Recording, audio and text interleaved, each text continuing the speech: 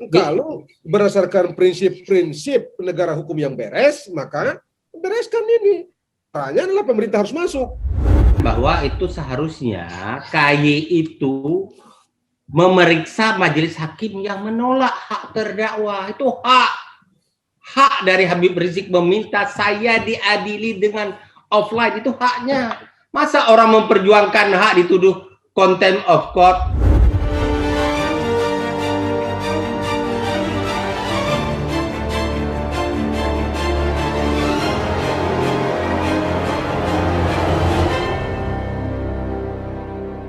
Ya, selamat bergabung kembali di Realita TV di acara Sarita Sarinya Berita. Kita masih membahas masalah pengadilan kasus Habib Rizik yang menuai polemik karena dilakukan secara virtual dan ini ditentang keras oleh terdakwa dalam hal ini Habib Rizik. Sebelum kita lanjutkan ya, mungkin saya ingatkan ya bahwa Habib Rizik didakwa dalam 3 kasus sekaligus.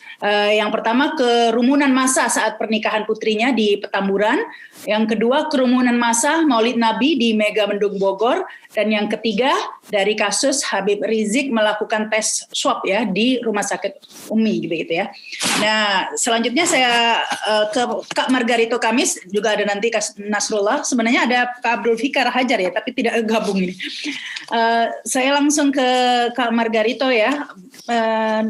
Tadi itu, jika berdasarkan penjelasan, pengadilan virtual ini dasar hukumnya adalah perma. Menurut logika hukum itu tidak bisa karena perma adalah posisinya jauh di bawah KUHAP atau undang-undang. Nah, bisa dikatakan bahwa pengadilan terhadap kasus Habib Rizik ini melanggar hukum begitu ya. Nah, ini apa yang bisa bagaimana kasusnya ini berdasarkan hukum ya jika pengadilan dilakukan dengan melanggar hukum. Begini, jika sebelum pengadilan kan ada, jika dilakukan tidak sesuai prosedur kita bisa pra-peradilan begitu. Tapi kalau pengadilannya ini yang melanggar hukum, lantas bagaimana dong? Ya apa? Salah satunya yang bisa mengoreksi tindakan-tindakan melanggar hukum itu adalah pengadilan. Tidak di luar itu. Karena kalau pengadilannya sendiri tersaji seperti yang ada sekarang, apalagi yang bisa dibilang gitu. Dan saya kira itu sebabnya barangkali ya Habib Rizik sudah sampai pada titik tertentu, ya terserah Anda lah. Anda mau hukum berapa saja, ya terserah Anda lah. Satu hal yang pasti saya nggak ridho dengan kayak begini ya, atau dengan yang diperlakukan atau diberikan kepada saya. Karena tidak punya apa-apa lagi. Kalau pengadilannya kayak begini, karena pengadilannya tempat kita mengoreksi semua hal-hal yang aneh-aneh itu. Kalau pengadilannya sendiri sudah kayak begini ya, saya tidak memiliki kata lain ya untuk menggambarkan pengadilan ini. Tapi bisa banding mungkin ya, banding kasasi. Tapi apa? Itu kan hanya bukan materi ya. Lupa ya, hanya itu nanti kita terlalu mengecilkan persoalan ini kan fundamental, Mbak. Anda ini mengubah orang punya status, orang Anda mau mengubah atau membuat orang itu berubah status dan membatasi kebebasan orang dalam waktu yang bisa jadi panjang. Jadi itu yang fundamental. Bukan yang lain-lain, bukan soal kasasi dan banding. Apalagi kalau kasasi kan lebih ke proseduralnya ke peraturannya aja. Kalau pokok perkara di pengadilan negeri. Di pengadilan fakta, pengadilan banding dan kasasi itu bukan peradilan juris fakti gitu ya. Jadi apa yang ini? Wong salah kok ini. Karena jangan lupa juga ya soal kehadiran peradilan ini ya. Undang-Undang Nomor 48 Tahun 2009 tentang kekuasaan kehakiman juga mengharuskan sidang dengan dihadiri oleh terdakwa. Mengapa dihadiri? Karena di sana dia akan berargumen untuk mempertahankan kepentingannya. Dan semua peradaban itu menghargai itu. Terdakwa harus hadir untuk mempertahankan, mengajukan argumen, mengajukan alibi dan segala macam agar kita menemukan hukuman yang tepat.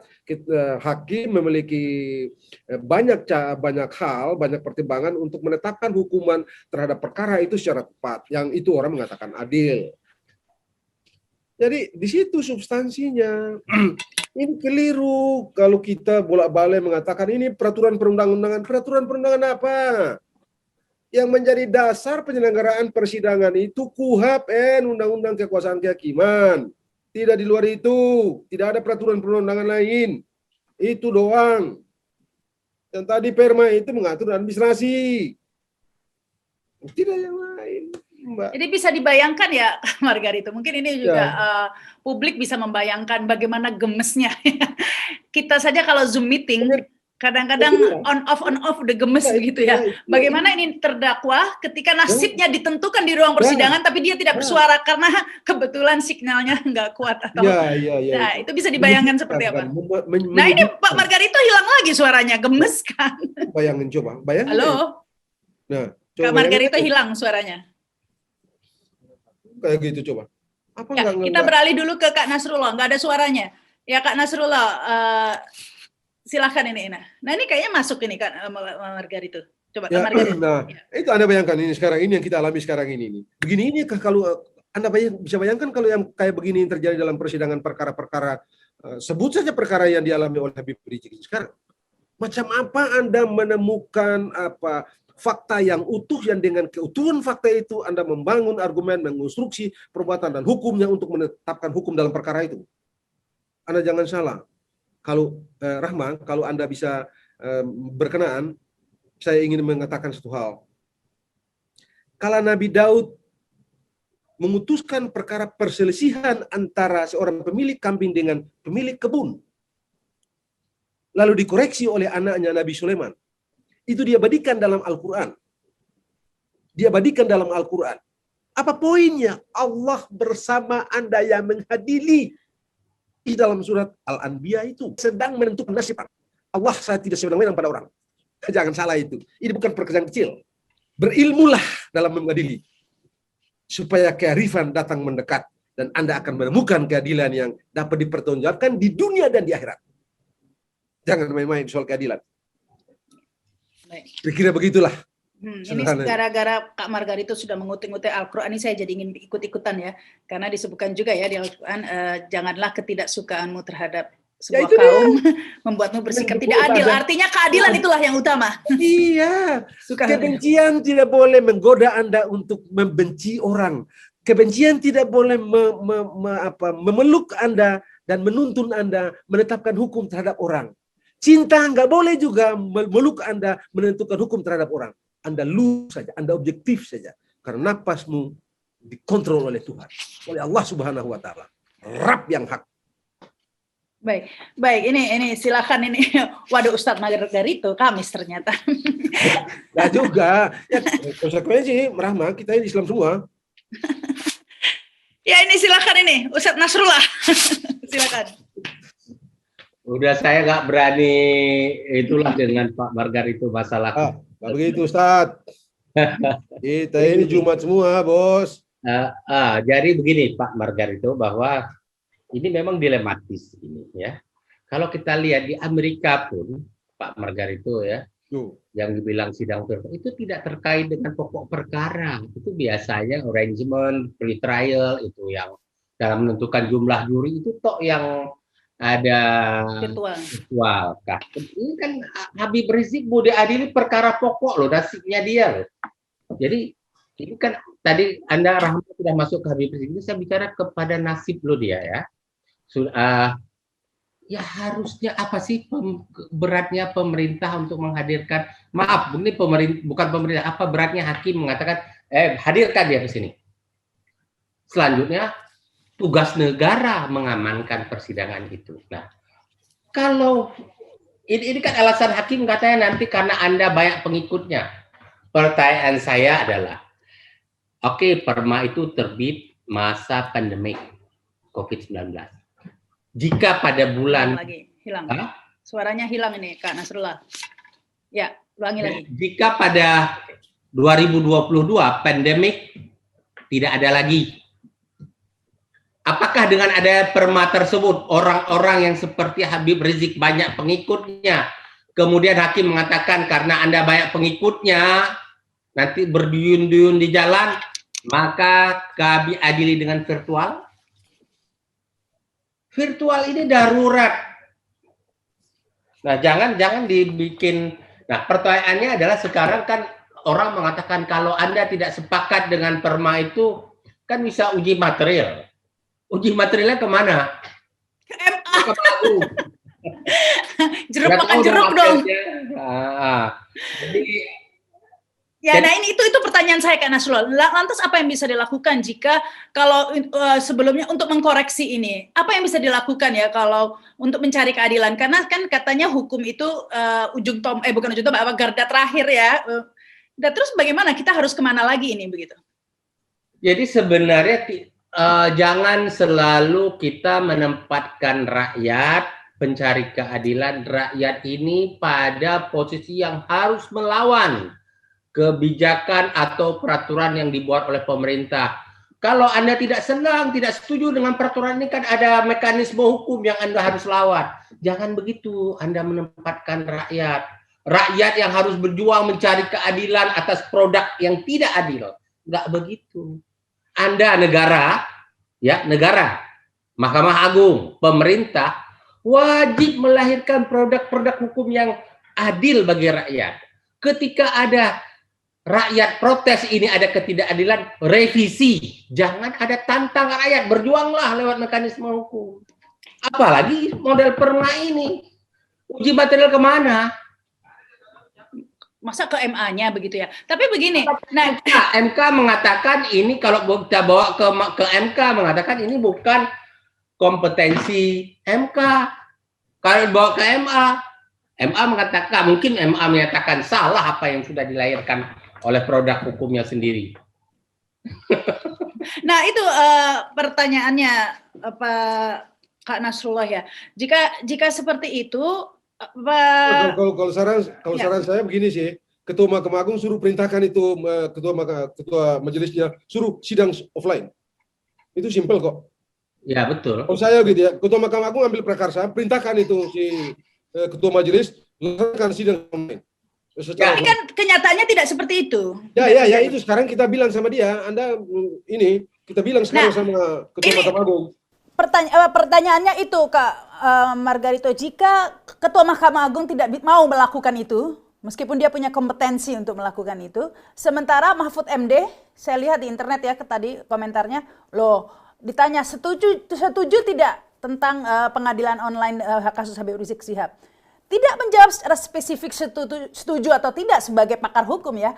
Mahfud MD hanya mengatakan, ya pemerintah tidak bisa mengintervensi persidangan. Oh iya, kalau begitu ya, kalau begitu maka kalau itu orang semua tahu juga, pemerintah nggak bisa ngatur-ngatur gitu ya, formal. Betul, tapi Anda jangan lupa kan yang membuat undang-undang itu kan cuma pemerintah dan DPR kan. Sementara kalau Perpu sepenuhnya kan hak pemerintah, tidak ada urusan di DPR. Jadi sebenarnya kalau berdasarkan prinsip-prinsip negara hukum yang beres, maka bereskan ini. Caranya adalah pemerintah harus masuk tidak mengatur bagaimana sidang ini, bikin peraturan. Kalau bikin peraturan ini pemerintah gak ada urusan yang campur-mencampur. Begitu dasarnya kalau kita mau bernegara yang beres. Nggak ada. Baik. Kalau itu tadi. Silakan Kak Nasrullah. Kita mau bicara teknis ya Mahkamah Agung, Ketua Mahkamah Agung sekarang perintahkan itu Ketua Majelis laksanakan itu secara offline. Selesai. Kalau tidak, kalau masih juga itu, ya Ketua Mahkamah Agung pergi ke Presiden, ketemu Presiden, Pak Presiden, kami butuh ini Pak. Kalau enggak saya hentikan ini perkara. Apa boleh buat situasinya? Baik. Silakan ya Kak Nasrullah. Kalau saya berpikir sementara begini, seharusnya ini Komisi 3 DPR, ya, tapi tidak boleh masuk ke pokok perkara, ke materi perkara. Komisi 3 DPR bisa meminta Mahkamah Agung untuk mempelajari permanya itu apakah bertentangan atau tidak dengan semangat yang ada di KUHP dan bagaimana menyelesaikan persoalan-persoalan, persyaratan-persyaratan yang lebih detail lagi di dalam sidang online. Jadi seharusnya Komisi 3 juga turun tangan. Persoalannya adalah yang orang berpikir di luar kita ini, ya, masyarakat awam, ini baik Komisi 3, kepolisian, kejaksaan, sampai Mahkamah Agung, semua sudah berada dalam satu gerbong yang berada pada posisi berseberangan dengan Habib Rizik. Ini persoalannya di masyarakat. Belum tentu benar. Tapi di masyarakat sudah bunyi seperti itu. Nah, jadi yang cilakanya sekarang ini benar yang sampaikan Rahma tadi. Masyarakat kita sudah terkotak-kotak kepada pro kontra, bukan lagi kepada kebenaran. Nah, yang lebih celaka lagi ini sebenarnya adalah organisasi advokat yang paling berkepentingan mempermasalahkan sidang virtual ini sebenarnya organisasi advokat karena ini menyangkut kepentingan kliennya. Tapi saya khawatir, sangat khawatir bahwa organisasi advokat ini pun diam saja karena yang diributkan sekarang ini adalah kasusnya Habib Rizik. Nah, di dalam organisasi advokat, mau dikatakan tidak ada pengkotakan itu, nyatanya ada. Walaupun padahal advokat itu termasuk organisasi advokat melepaskan diri jauh-jauh dari agama masing-masing penganut. Jadi kita itu harus fair, objektif, apapun agama terdakwa dan tersangka, kita menegakkan hukum yang sebenar-benarnya. Nah, persoalannya sampai sekarang saya belum pernah mendengar organisasi advokat bunyi. Baik yang Peradi 3 versi, ya, maupun organisasi 8 organisasi advokat lainnya. Nggak bunyi sampai sekarang terhadap kepentingan kliennya. Yang diadili, terdakwa yang diadili secara virtual. Seharusnya kan bunyi dong organisasi advokat. Ini nasib klien loh, nasib pembelaan dirinya loh di depan persidangan. Terdakwa itu punya hak yang semaksimal mungkin loh diadili. Siapa sekarang, pertanyaan saya adalah, ada hakim, ada jaksa, ada terdakwa, ada pengacara, siapa yang unsur terpenting dan utama di ruang sidang itu? Terdakwa. Atau kalau mungkin saya bisa berpendapat ini Kak Nasrullah, diamnya organisasi advokat itu mungkin karena, ya semoga saya salah, mungkin karena mereka tahu ini tidak berlaku untuk semuanya kok, hanya ke Habib Rizik saja dan orang-orang yang menentang pemerintah, jadi klien saya pasti aman-aman aja. Ya iya, tapi kan nggak boleh begitu kita menyikapi sebuah case. Jangan berbicara, seharusnya organisasi advokat ya tidak melihat label agama, tidak melihat label keberpihakannya. Anda lihat almarhum Yahya Hin dulu, ya. Almarhum Yahya Hin, dia tampil, dia membela gembong-gembongnya PKI. Dia membela respek, tapi saat itu adalah almarhum Yahya Hin melepaskan kliennya itu dari ideologi apapun. Tapi yang dihadapi oleh advokat adalah ini hak hukum yang harus diperjuangkan, bukan ideologi Anda yang saya menjadi tugas saya. Jadi kan kadang-kadang memang persoalannya adalah di kalangan masyarakat kita ini ada moto-moto yang aneh, yang misalnya klien yang membela pengacara yang membela koruptor dianggap pro koruptor, ya kan? Pengacara yang membela pembunuh misalnya, FPI misalnya atau HTI dianggap pro HTI. Nah, jadi kan kita di kotak-kotak, misalnya ada pengacara yang membela GPK misalnya, dianggap pro GPK. Apakah begitu?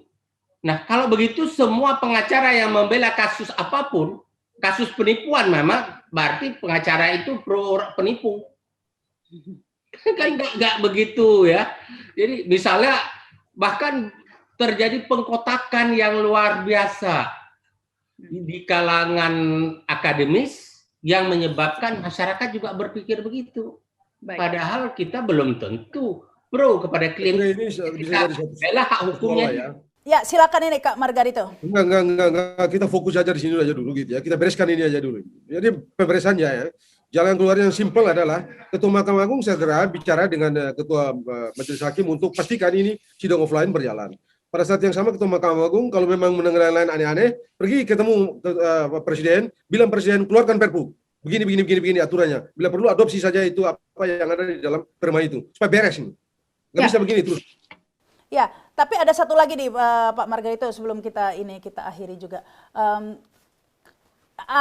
Ada yang ini juga ya, terdakwa Habib Rizik walk out, menolak ya, keluar ruangan. Ini contempt of court nggak? Itu kan jadi perdebatan juga. Loh, dia sedang mempertahankan haknya, dia sedang berdebat. Apakah sikap itu tidak beralasan? Kalau tidak beralasan, bagaimana Anda menjelaskan sidang-sidang yang dihadiri oleh terdakwa? Sidang-sidang offline yang dihadiri langsung oleh terdakwa gitu. Habib Rizik tidak sedang menantang peradilan, menolak peradilan. Nggak, dia minta saya hadir di dalam. Di mana salahnya? Di mana tidak logisnya? Sementara pada saat yang sama ada juga yang lain. Tapi ini kan tidak memenuhi perintah majelis hakim, begitu kan? Mengabaikan majelis hakim. Kalau perintah majelis hakim tadi itu berdasarkan perma kan? Perma yang kita bicara sekarang itu kan? Apakah cukup berdasar? Tidak. Berdasar itu ada pada Undang-Undang Nomor 8 tahun 81 dan Undang-Undang 548 tahun 2009. Jadi bagaimana caranya Anda menginstruksi gitu? Anda menginstruksi itu sebagai contempt of court. Tapi andai kata Anda mau, silakan saja. Kalau mau gitu. Nah, kita lihat saja. Negara ini memang sudah begini ini adanya. Jadi kalau mau silakan saja, coba. Nah, kalau menurut Anda nih Kak Nasrullah, apakah Habib Rizik bisa kena contempt of court ini? Itu saya mohon maaf ya, ini kegenitan KY. Berlebihan dan ngaco. Orang sedang memperjuangkan haknya di ruang sidang di depan pengadilan, dianggap contempt of court, itu ngaco. Seharusnya yang dilaporkan oleh KY. Kalau saya bisa nambah, perilaku yang relatif sama ini juga ada di dalam persidangan itu kok, di dalam itu. Itu ada jaksa, saya nggak tahu jaksa yang siapa itu, yang terus memotong pembicaraannya ketua majelis itu. Bisa juga dikualifikasi sebagai apa? Sebagai contempt of court. Kalau Habib Rizik dikualifikasi sebagai contempt of court. Ya. Ada ukuran juga nggak jelas kok itu. Ya, tadi itu ya silakan Kak. Saya katakan bahwa itu seharusnya KY itu memeriksa majelis hakim yang menolak hak terdakwa. Itu hak dari Habib Rizik meminta saya diadili dengan offline, itu haknya. Masa orang memperjuangkan hak dituduh contempt of court? Masa orang yang protes terhadap penetapan majelis hakim dibilang contempt of court? Itu keliru luar biasa, KY. Tolong KY itu ya, belajar lagi hukum acara. Apa itu dari KY itu ya? Acaranya. Itu ya. Nah, ini Pak Nasrullah, Anda tadi mengatakan KY mengatakan Habib Rizik contempt of court karena walkout itu kegenitan atau aliasnya lebay begitu ya. Tapi sebenarnya dari kasusnya ini juga kasus kegenitan juga loh, kasusnya yang menimpa Habib Rizik ini kalau bisa dikatakan. Kasus lebay juga ya. Daftar kasusnya ini kasus Habib Rizik disidang karena kasus melakukan tes swab. Nah, bagaimana kegenitan demi kegenitan ini menurut pendapat Anda nih Kak Nasrullah? Saya jawab singkat saja ya. Hancur-hancuran dan memalukan. Udah cukup situ aja. Nah, kalau Kak Margarito mau komentari kasusnya ini sendiri sudah kasus yang berlebihan begitu ya. Kasus swab test, kasus kerumunan Maulid Nabi, disikapinya juga berlebihan ini. Kalau menurut Anda Kak Margarito? Ya, saya setuju lah dengan apa yang dibilang oleh Pak Nasrullah. Menggelikan.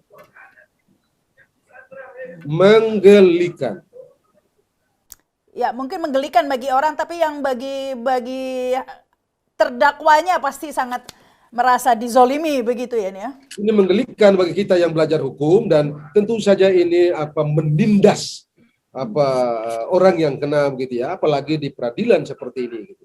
Anda bayangkan seperti itu kena kasusnya, lalu sidangnya persis seperti ini. Apakah ini bukan sebuah perlakuan menyengsarakan? Tapi ya begini keadaan yang kita hadapi. Nah, saya minta kepada Mahkamah Agung, Ketua Mahkamah Agung, hentikan keadaan ini. Caranya, ya perintahkan kepada Ketua Majelis untuk pastikan sidang ini berlangsung secara offline. Pada saat yang sama, pergilah ke Presiden, minta Presiden bicara dengan Presiden demi bangsa ini, demi negara ini, demi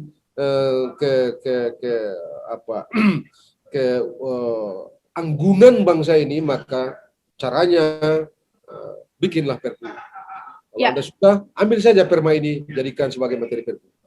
Itu yang paling mungkin.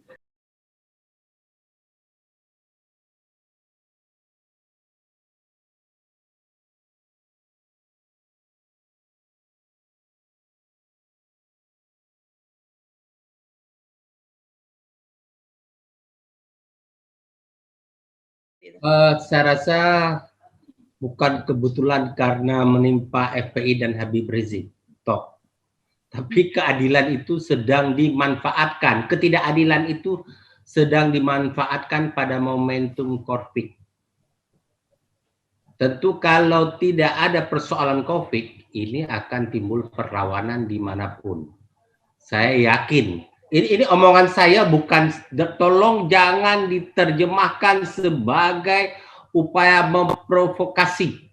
Tetapi saya mengingatkan pada pemerintah, Pak Jokowi, seberapa kuat Bung Karno ketika sudah berlebihan jatuh. Seberapa kuat Pak Harto ketika sudah berlebihan jatuh. Oleh karena itu, jangan berlebihan Pak Jokowi. Jangan berlebihan. Saya tidak punya kepentingan, sekali lagi saya katakan, saya tidak punya kepentingan Habib Rizik atau apapun. Saya hanya berkepentingan agar penegakan hukum, proses-proses penegakan hukum di negara ini lebih baik, bukan lebih hancur. Sekarang ini Pak Jokowi, dalam rezim pemerintahan Anda, saya berani mengatakan penegakan hukum sedang hancur-hancuran, menyedihkan dan memalukan. Apakah Bapak ingin satu saat berhenti jadi presiden? Pada zaman Bapak lah paling parah penegakan hukum. Jangan biarkan itu Pak Jokowi. Baik, terima kasih. Luar biasa, terima kasih nih Kak Nasrullah, Kak Margarito. Terima kasih ya, luar biasa penjelasannya nih. Kita seperti kuliah hukum begitu ya. Dan juga terima kasih juga yang sudah memperhatikan atau menonton video ini, yang pasti ya kita bisa saja tidak suka dengan FPI, kita tidak suka dengan Habib Rizik, itu bisa saja. Tetapi kita tidak bisa diam saja melihat ketidakadilan. Saya Rahma Sarita, sampai jumpa. Assalamualaikum warahmatullahi wabarakatuh. Waalaikumsalam warahmatullahi wabarakatuh.